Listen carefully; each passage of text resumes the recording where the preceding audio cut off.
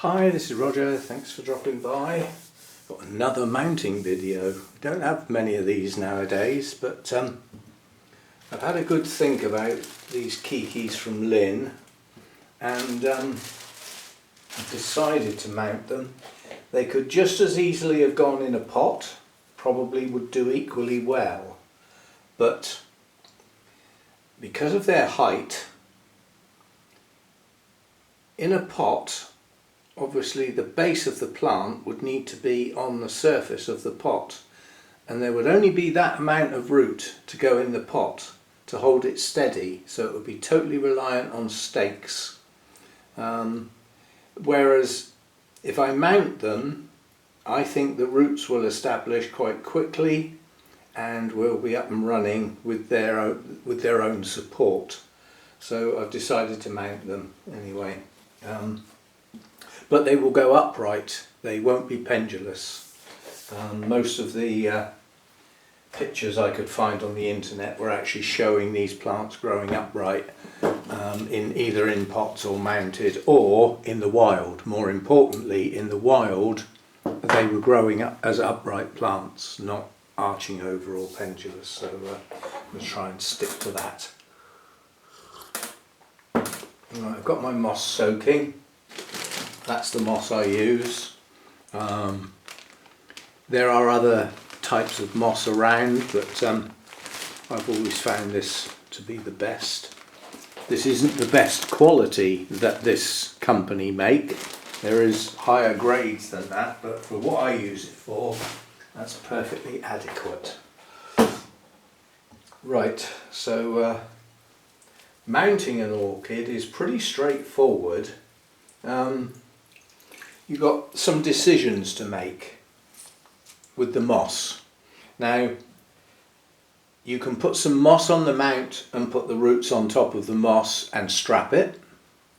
You can put some moss on the mount, put the roots on top of the moss and put some more moss on top of the roots and strap it. Or you can put the roots straight on the bark and put the moss on top and strap it. Those are your three choices basically. As these are Keikis, I need them to stay hydrated. I need them to come back into growth. So this moss has basically got a small amount of feed in it and a fair amount of seaweed that hopefully will go into these roots and trigger growth, mainly in the root department. They're not bad roots, you know, they're not useless roots, but I've seen Keikis with better roots, but I've seen them with a lot worse and they still get going okay. So I'm just putting some more moss nearer the top because one of these has got quite long roots, so it's going to have to be planted. It's also the shorter of the two. So this one has got a distinct flatness to it. That was where it was on the mother plant. Yeah, so it lends itself to going like that, and it's highly likely that the new growth, when we get some, will come out on this side of the Keiki, not that side. So let's get my coffee out of the way, dip the leaves in that. So that one's going to go there, like that. And this one, same again, it's got like a flat side to it. That one's going to go higher up. It is the shorter of the two, but that means that by putting it up there, most of the roots are going to be in the moss. Now until I get the wire on, it's not actually going to stay where I want it. So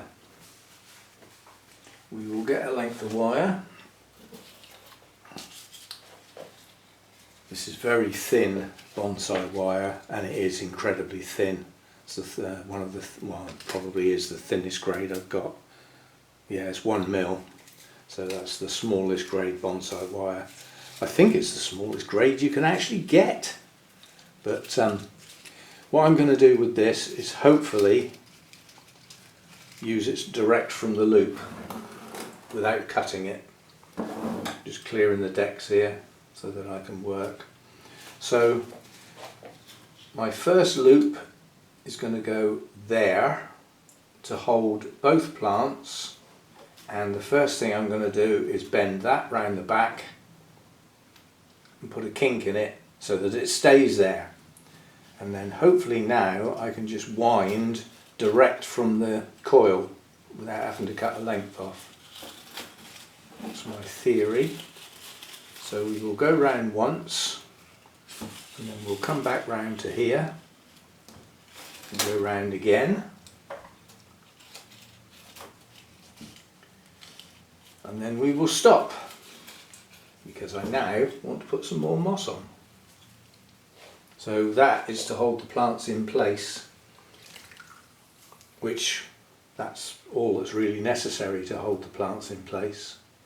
Now I'll put some more moss on, and then we will start winding again, and I am going to have to take the a length off of the coil for a very good reason. The fact that these are at two different heights, the choice I made, this cane here I don't want to be strapped with wire, so I'm going to need to go over that one and under that one, otherwise it'll bite in. So we will have to take a decent length off of the coil, which is now going to be fun, but should be possible nonetheless. I've got a live channel running on the laptop at the moment, which I'm keeping my eye on. I'm not sitting there watching it religiously, it's just on in the background, but it's one of the military aviation channels that I watch called Ted Coningsby. The guy's nuts.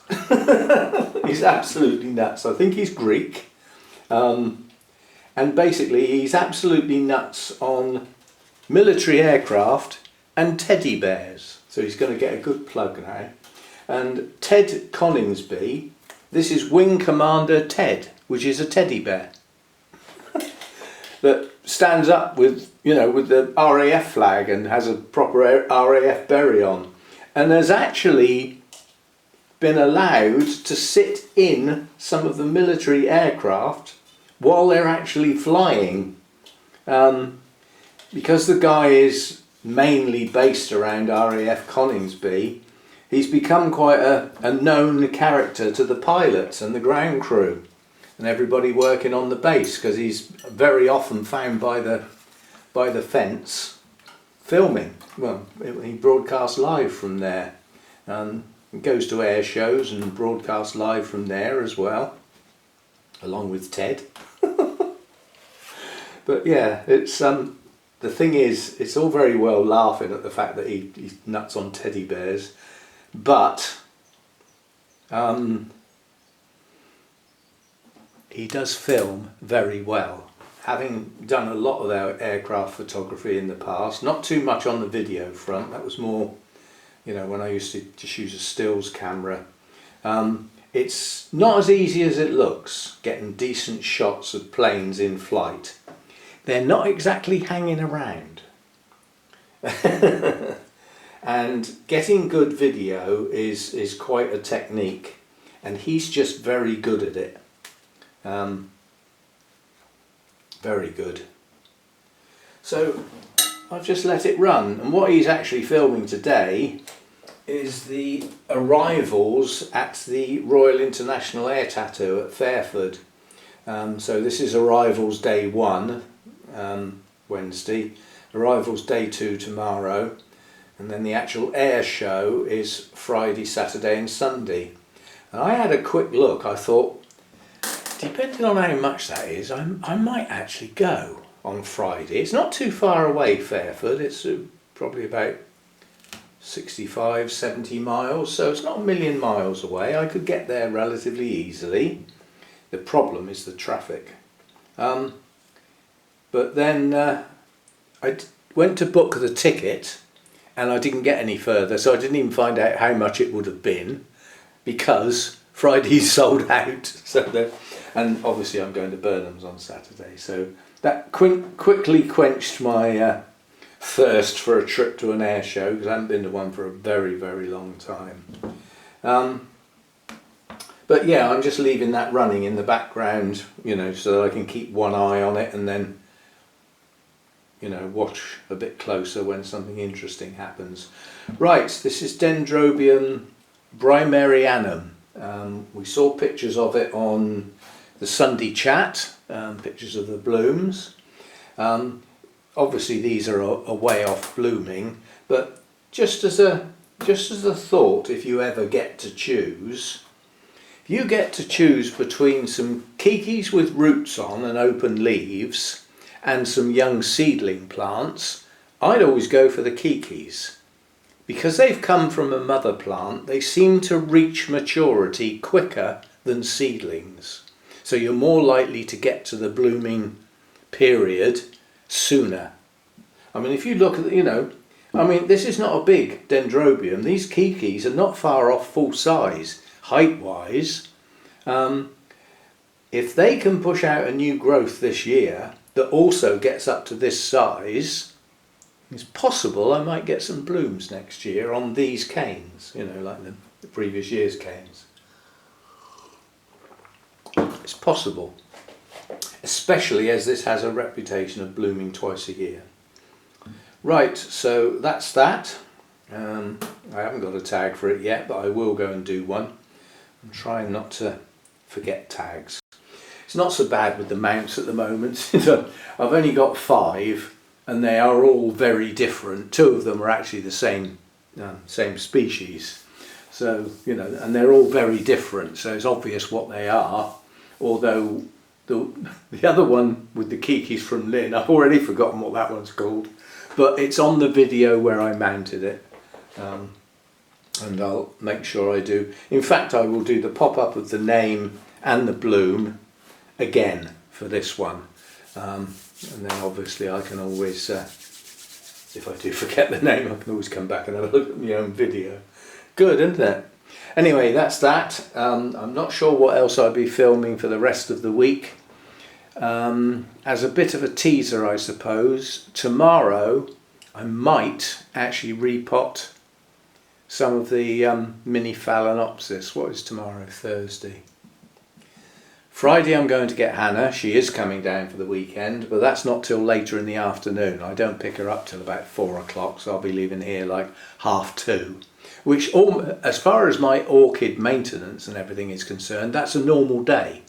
I don't tend to be working in the afternoon. I get it all done in the mornings because I'm up so early. So Friday is a normal day, so I could do repotting on Friday. Saturday I'm obviously at Burnham's. I will be filming, but you won't be seeing it for a day or two after that. Yeah. In fact, I won't do the Phalaenopsis tomorrow because I watered them today, so they'll be quite wet tomorrow. I might have a go at them on Friday. If not, then I might do some next week. But I've got 8 to do, you know, so I'm not going to do 8 videos. I will probably do them in batches of 4. I'll do 2 lots of 4.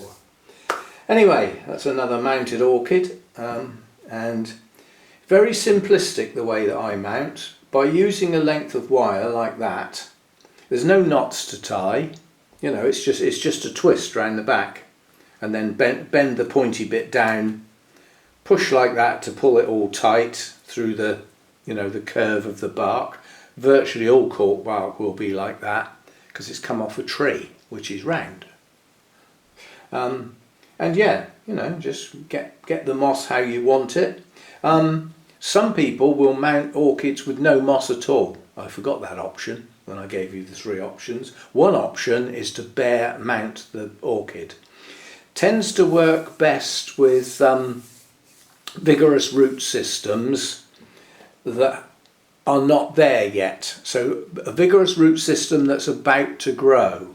The reason is these roots on these Keikis are aerial roots. Even if they touch this bark, they won't attach.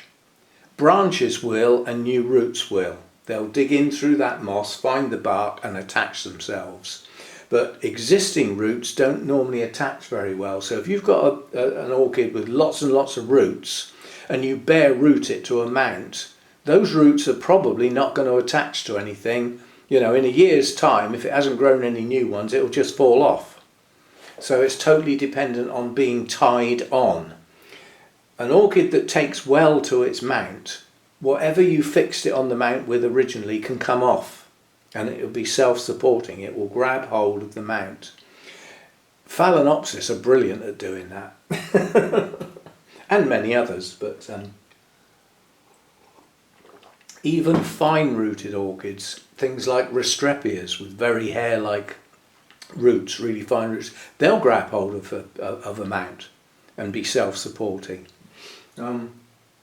But if you've got one that's bare-rooted, you've got to work hard, because in warm weather, watering that plant in the morning's not enough. You need to do it again later in the day. And ideally you need to have a sprayer around so that, you know, if it starts getting a bit dry or a bit warmer than normal, you can just spray them down. But you've got to work hard to keep up with that.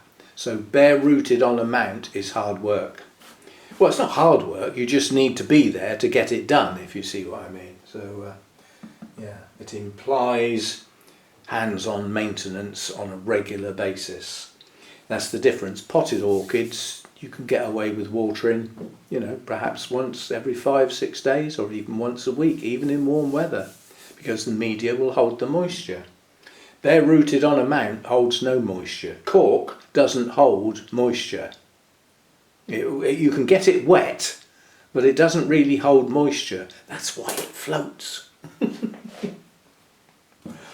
Anyway, one mounted Dendrobium. See you next time. Thanks for dropping by.